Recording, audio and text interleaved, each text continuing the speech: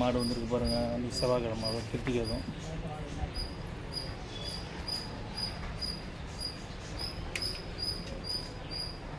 செவ்வாய்க்கிழமை கிருத்திகை இருவாரம் சாப்பாடு வைக்கிறாரு. நேற்றே கீழே ஊற்றிட்டு போயிட்டேன். உட்காந்துருக்காங்க பாருங்கள். இன்றைக்கி கட்டஸ் பண்ணுவாங்க. இது பாருங்கள், எங்கள் மாடு சாப்பிட்றதுக்காக வந்திருக்கு பாருங்கள்.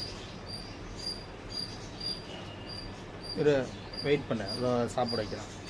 ஓகேவா? எங்கள் கண்டுபிடி எங்கண்ணா இல்லையா? அப்புறம் வீட்டுக்கு வரப்போ இட்லி பாருங்கள். இட்லி எடுத்து ஜூம் பண்ணுறேன். அப்படியே அவங்க ஜூம் பண்ணேன்.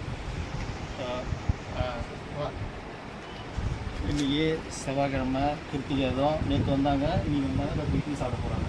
வாங்க கட் பண்ணிட்டாங்க. இட்லி சாப்பிட்றாங்க பாருங்க.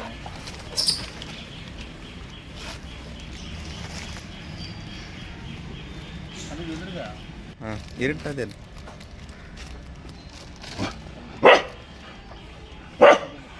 தெரிஞ்சது